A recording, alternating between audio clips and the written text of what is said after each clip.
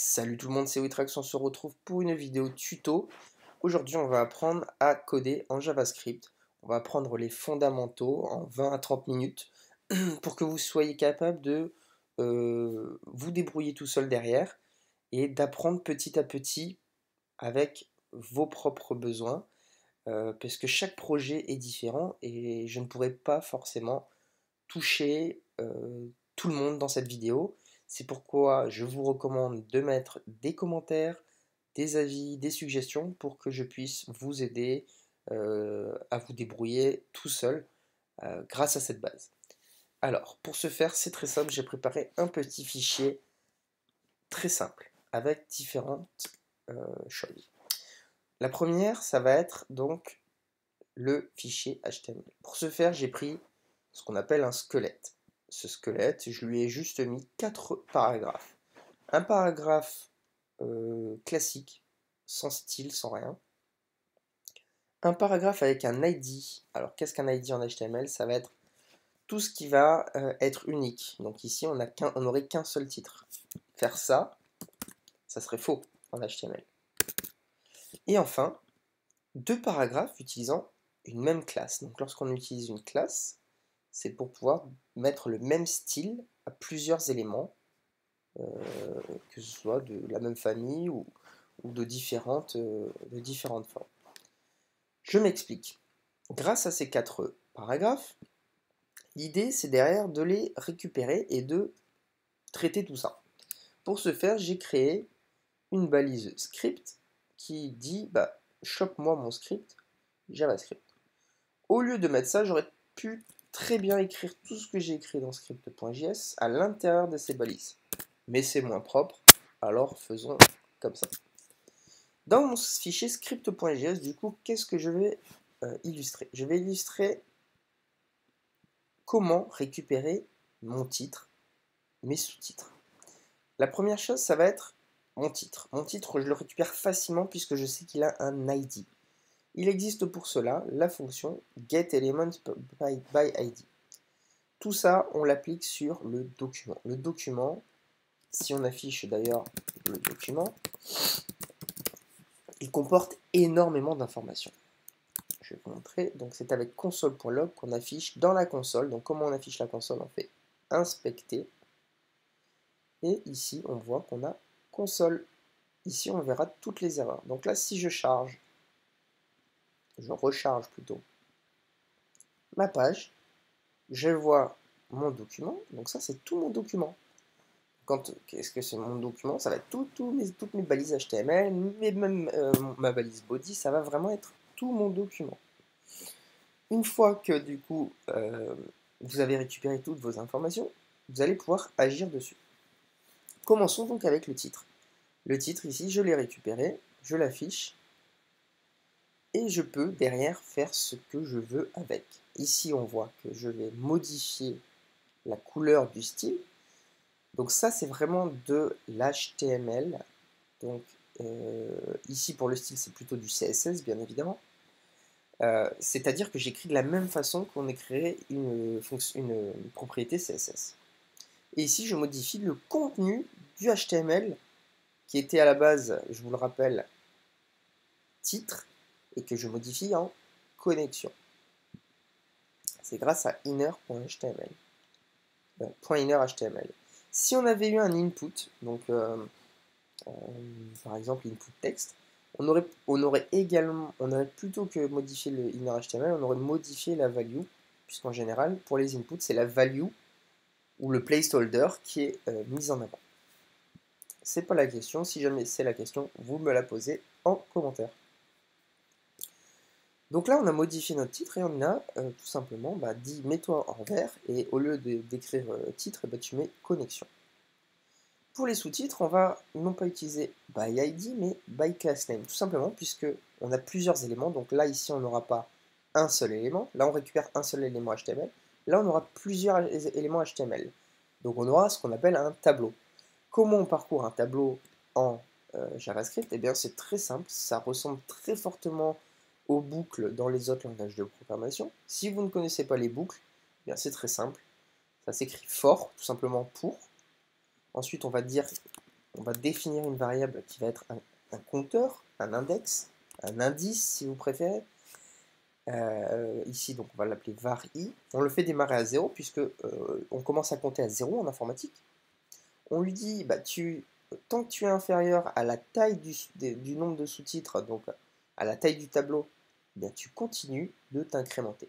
Ça, c'est vraiment la base, à part cette partie-là qui change, hein, puisque là, ça va vraiment dépendre de jusqu'où vous voulez aller. Eh bien, c'est vraiment tout le temps comme ça. On met ensuite la collade ouvrante, la collade fermante, et ici, notre code qui va s'appliquer à chaque élément. Chaque élément est représenté tout simplement par la variable du tableau initial, suivi de, entre crochets, l'indice à laquelle donc auquel on veut avoir accès. Donc ici, subtitle i. À la première boucle, ça va me donner subtitle 0. Donc je modifie le premier élément, donc mon premier sous-titre.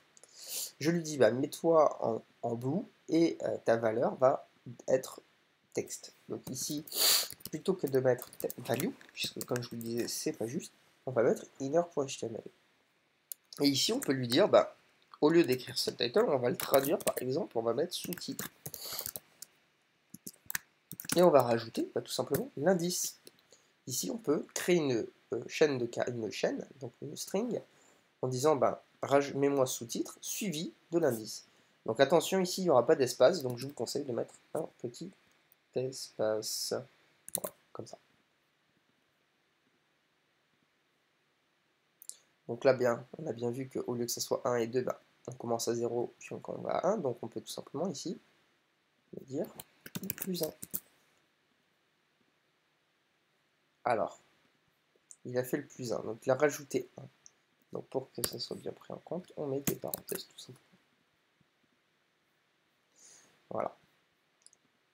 Et ici, donc, on va pouvoir modifier, si on veut, par exemple, s'arrêter, on ne veut pas modifier le dernier élément, bah là, on peut tout simplement lui dire, bah, arrête-toi un cran avant.